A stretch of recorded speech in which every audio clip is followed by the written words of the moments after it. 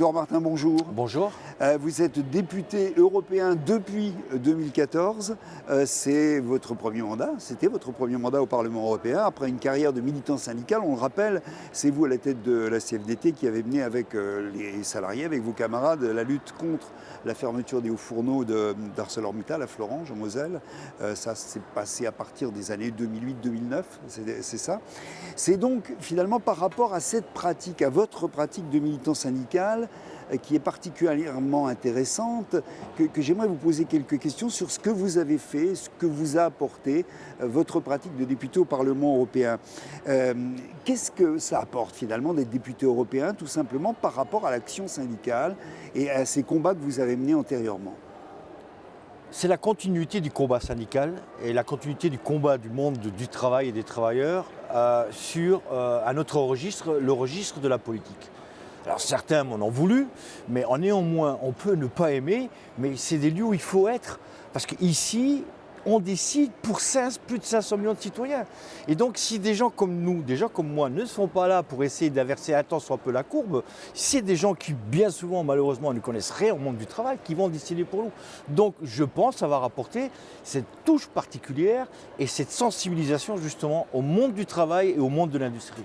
Donc c'est important d'investir un lieu comme celui-ci, comme le Parlement européen, a fortiori quand on a une pratique militante, ce qui a été votre cas sur le terrain, sur le terrain syndical, sur le terrain de l'industrie, on va d'ailleurs en reparler, c'est important pour vous de faire ce lien. Est-ce que vous l'avez bien fait ? Est-ce que vous l'avez bien vécu ce lien ? Écoutez, moi j'arrête mon mandat apaisé parce que j'ai le sentiment du devoir accompli. Alors certes, on n'a pas gagné toutes les batailles, loin de là, mais néanmoins, sur certains dossiers, et pas les moindres, je pense avoir été un tant soit peu influent. Alors évidemment, je me suis aussi appuyé sur le réseau que je connais, le réseau syndical, la société civile, etc.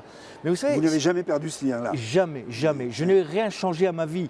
Mais ce qui est important, c'est d'investir ces lieux comme celui-ci. C'est que justement, et par expérience, pendant 40 ans, des élus de tous bords et certains de bonne foi nous ont infantilisés, nous ont fait comprendre qu'en réalité, notre place était sur le terrain, à travailler, à produire, ce qui n'est pas. Mais que les responsabilités politiques, ce n'était pas à nous de prendre, c'était à eux. Et donc, on nous a quasiment enlevé l'envie au moins d'essayer. Et j'ose espérer qu'à travers ça, eh bien, il n'y a pas d'état d'âme à avoir. Il ne faut pas avoir, il faut y aller. Et quand on vient ici, avec l'envie de faire bouger les choses, avec l'envie de bosser, c'est ce qui détermine aussi le monde que je représente, eh bien, il n'y a pas de raison qu'on ne réussisse pas. Pas pire que les autres, pas pire que les autres. Et je dirais même que parfois et souvent, même mieux que les autres. D'autant qu'on assiste plutôt, à l'heure actuelle, à une sorte d'élargissement, j'allais dire, des formes d'expression des formes de combat, que ce soit dans le domaine syndical, j'allais dire classique, traditionnel, ou que ce soit dans le domaine de l'environnement, ou dans le problème des faits de société, par exemple, ça se passe aussi à l'heure actuelle. On voit qu'il y a de plus en plus de formes nouvelles de lutte qui sont mises en place, alors que d'une certaine manière, la représentation politique telle qu'elle peut être ici dans un Parlement, qu'il soit européen ou qu'il soit national, ne change finalement pas fondamentalement. La nouveauté, elle est plutôt à l'extérieur de ces institutions. Exactement, et j'ai envie de dire tant mieux. Tant mieux, pourquoi ? Parce qu'à chaque élection, on entend, on va faire de la politique autrement. Et puis c'est toujours le même bruit, la même musique, le même ronronnement, ça ronronne. Et souvent, on prend des décisions qui sont complètement décalées de la réalité du terrain et décalées de la réalité que vivent les citoyens. Et donc les citoyens en ont eu marre et ils se sont pris en main. Et ils ont dit maintenant il faudra compter sur nous. Et tout simplement pourquoi ? Parce que quelles que soient les élections, tous les 5 ans, on voit une myriade de candidats venir serrer des mains, promettre monts et merveilles. Une fois qu'ils sont élus, ils nous disent au revoir messieurs, dames, rendez-vous dans 5 ans. Et pendant cette période de 5 ans, il ne se passe plus rien. C'est-à-dire qu'il n'y a plus de contact, il n'y a plus de navette citoyenne. Comment le député se vote ici, sur quels critères, il a été écouté qui. Et donc moi je prône effectivement de réinventer en tout cas une structure intermédiaire où le député, l'élu quel qu'il soit, ait l'obligation de venir régulièrement rendre compte de son activité, de ses votes et surtout écouter ce qu'ont à dire ses électeurs et en tout cas ceux qu'ils sont censés représenter. Et j'ai envie de dire, c'est quelque part, c'est même plutôt sain cette révolte de la société civile. Trouver de nouvelles formes de lien entre Exactement. les deux. Une nouvelle démocratie, ça devrait être ça la démocratie. Vous savez, on est là, on est censé représenter ceux qui nous ont élus. Sauf qu'on tombe tous dans le même travers. Une fois que nous sommes élus, nous oublions ce pourquoi nous sommes là et ce pour qui nous sommes là. Et ça, c'est grave. Vous parliez des dossiers qui vous ont particulièrement préoccupé pour nous montrer quel rôle peut jouer réellement, concrètement, un député européen. Quels sont les dossiers, les questions sur lesquelles vous estimez avoir réussi et fait avancer un certain nombre de choses pendant ces 5 années? Il y en aurait beaucoup, mais il y en a un qui me vient spontanément en tête, c'est la Chine. Et ça, je n'ai rien contre la Chine, mais en 2015, lors d'un débat, j'entends que la Commission européenne s'apprêtait à reconnaître le statut d'économie de marché à la Chine. En écoutant ça, je me suis dit, mais ils sont devenus fous. Parce que ça, qu'est-ce que ça sous-entend de reconnaître le statut d'économie de marché à un pays tiers comme la Chine? Ça sous-entend que nous estimons que l'économie en question est une économie libre et non faussée. Attendez, on ne peut pas dire ça de la Chine. Tout le monde rigole lorsqu'on dit ça. Et surtout, j'ai tout de suite, immédiatement, perçu le danger qu'il y avait pour nous autres, les travailleurs, le monde de l'industrie, les millions d'emplois qui étaient menacés, et de l'avis de tous les experts, y compris des experts de droite, qui ne sont pas de mon bord, disaient que si la Commission européenne reconnaissait ce statut à la Chine, en quelques mois, on perdait 4 millions d'emplois industriels. Lorsqu'on sait qu'un emploi industriel en engendre 3 autres, ça vous donne une idée des dégâts économiques et sociaux que ça aurait provoqué. Donc là, j'ai la prétention de dire, j'ai pris mon bâton de pèlerin et très rapidement, je me suis mis à l'œuvre, la pratique syndicale, et j'ai réussi à fédérer, avec Emmanuel Morel, avec d'autres, on a réussi à fédérer autour de nous plusieurs eurodéputés. On a associé le monde syndical, nous avons associé la société civile, nous avons fait des consultations publiques pour leur demander leur avis, et nous avons aussi eu de notre côté l'Alliance des industries européennes. Et donc, cette fédération d'intérêts communs que nous avions tous, eh bien, on a fait échouer la Commission européenne et la Chine n'a pas eu le statut d'économie de marché. Alors c'est vrai que ça n'a pas fait la une des médias, mais on a évité un désastre économique et social. Europe sociale, vous êtes syndicaliste. Ici, on en entend souvent parler dans les institutions européennes. On en voit, il faut le dire, assez peu les effets concrets, réels. Qu'est-ce qui a été fait selon vous dans ce sens-là? Où est-ce qu'on en est de cette question de l'Europe sociale? Il y a eu, vous savez, déjà dans fin des années 80, début des années 90, je manifestais déjà à Bruxelles pour l'Europe sociale. Et j'ai l'habitude de dire que l'Europe sociale, c'est un peu le monstre du Loch Ness. Tout le monde en parle, personne ne le voit. Et c'est triste et c'est dommage. Et c'est là où nous devons, nous, cette institution, prendre conscience et ne jamais oublier que nous sommes là pour défendre l'intérêt des citoyens européens, des 506 millions de citoyens européens. Et ça, parfois, on l'oublie un peu trop. Alors, il faut aussi pointer l'hypocrisie des États. Parce qu'en réalité, ça n'est pas une compétence purement européenne. Les choses peuvent se déclencher si le Conseil, donc les États, le permettent. Mais malgré la difficulté qui a été la nôtre, on a quand même réussi à gagner quelques petites victoires. La directive des travailleurs détachés. Alors, elle reste encore à être améliorée, mais on a acté le principe qu'à travail égal, salaire égal. Après, nous avons essayé, là pour le coup ce sont les États qui nous bloquent, c'est la coordination des systèmes de sécurité sociale. Parce que vous savez très bien que ce qui fait aussi l'enveloppe d'un salaire, c'est pas uniquement ce qu'on touche net dans la poche, mais c'est aussi les cotisations sociales, etc. Donc là, pour le coup, je trouve qu'on avait fait un bon travail, en tout cas les députés progressistes de gauche, on a plutôt bien travaillé, et c'est le Conseil qui nous bloque cette avancée-là. Donc, vous voyez, il faut aussi dénoncer cette hypocrisie des États qui viennent dire blanc à Bruxelles et disent le contraire de leur capitale, parce que c'est tellement plus confortable pour un élu, pour un ministre de dire « Vous voyez, c'est pas de ma faute, c'est l'Europe ». Ce qui est faux, c'est pas la faute de l'Europe, c'est la faute au manque de courage de certains de nos élus.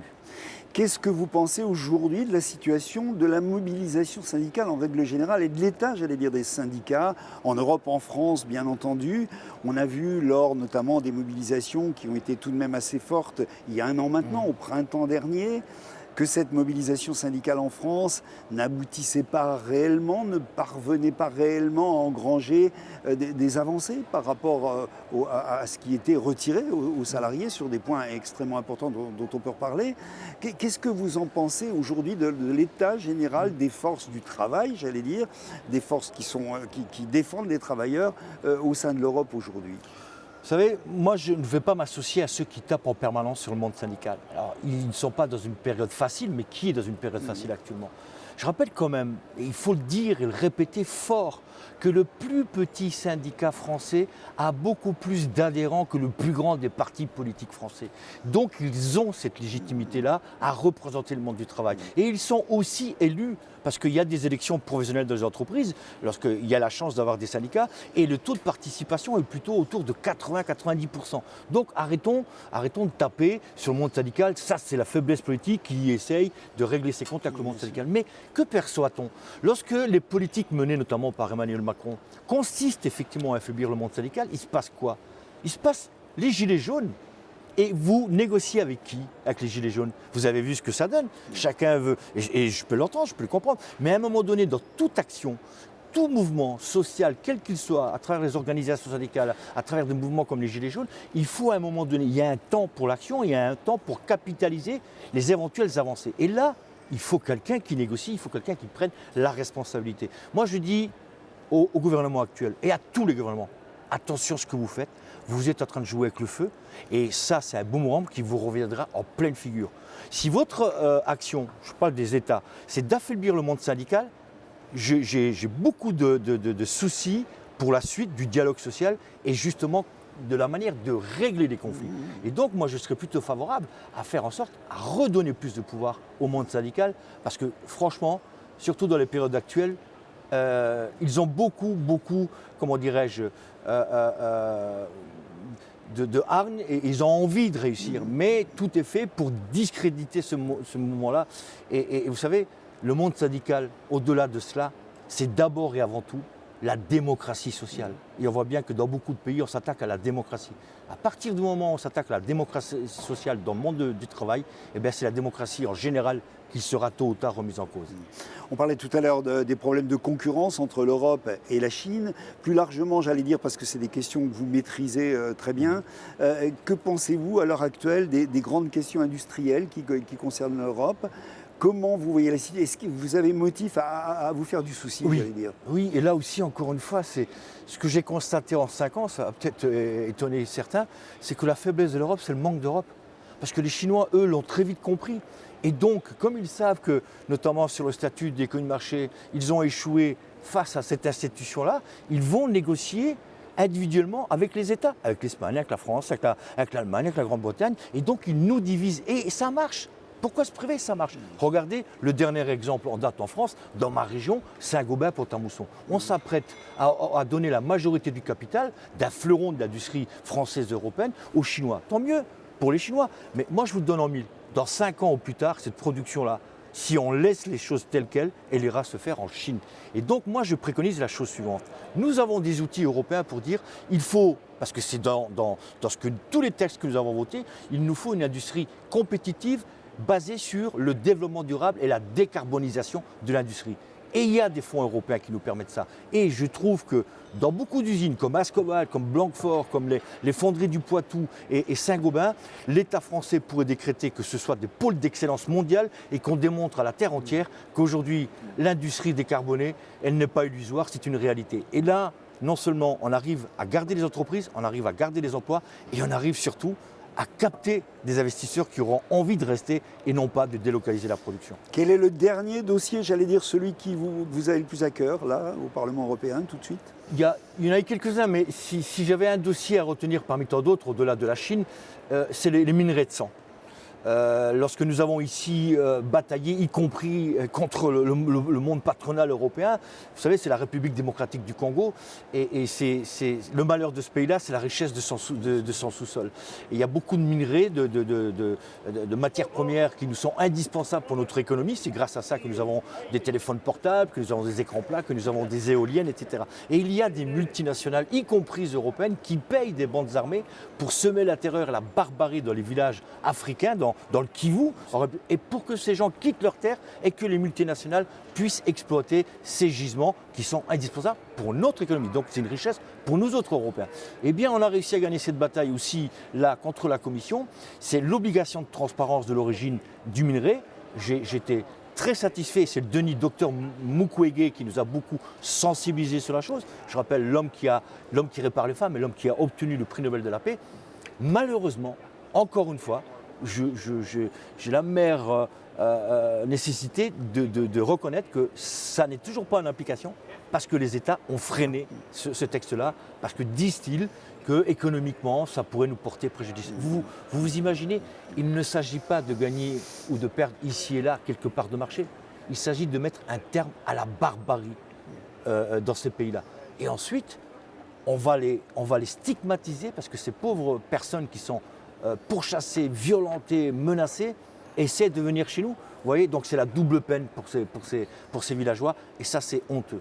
Vous quittez le Parlement européen, qu'est-ce que vous allez faire, Édouard Martin? Je vais chercher du travail.